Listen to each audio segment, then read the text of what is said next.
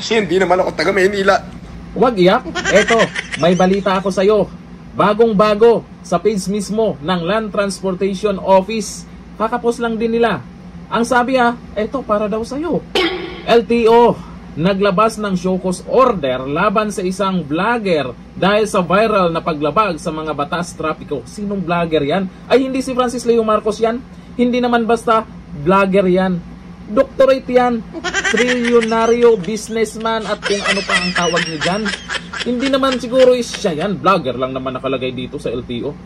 Tuloy natin Ayan, suspendido daw ng 90 days ang driver's license sa vlogger na ito. Sino ba to? Tuloy natin.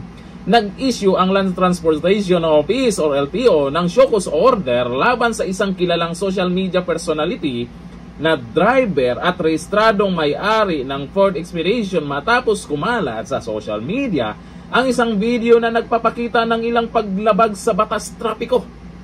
Sa naturang viral na video, makikitang minamaneho ng vlogger ang sasakyan gamit ang pekeng plaka.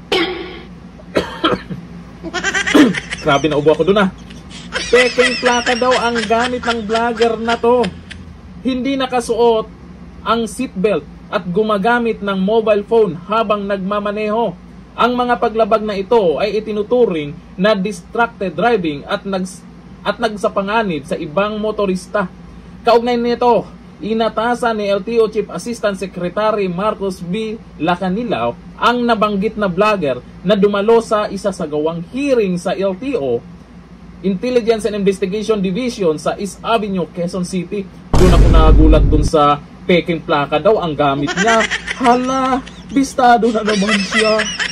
Tuloy ang iyak mo Kailangan niyang magsumite ng verified comment explanation upang ipaliwanag kung bakit hindi siya dapat patawan ng mga kasong paglabag sa failure to attach authorized motor vehicle license plate, mandatory use of seatbelt, distracted driving, nakong dami na ito reckless driving, at improper person to operate a motor vehicle. Nakong dami niyan.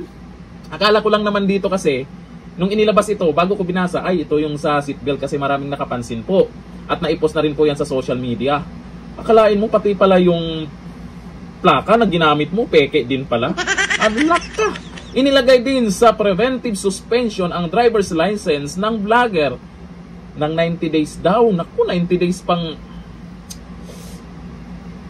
At nakaalarma ang Ford Expedition na kailangan niyang dalhin sa Motor Vehicle Inspection Facility sa LTO compound para sa kumpletong roadworthiness inspection.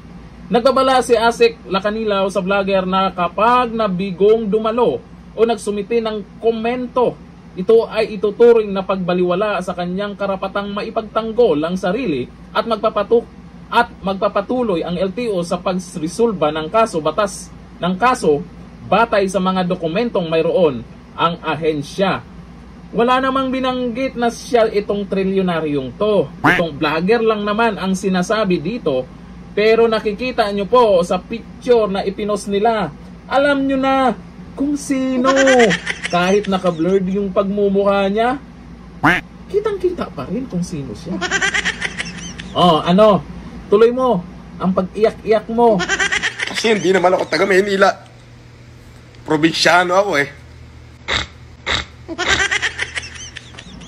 Simula pa lang yan ng karma sa kayabangan mo. Wala lang kayabangan. Magbago ka na. Pero congratulation Sikat na vlogger daw Ang sabi nila, may mali talaga dito. Dapat trilyonaryong vlogger ang sinasabi nyo sa ipinost nyo. Congrats! Hanggang dito na. Thank you. Bye-bye.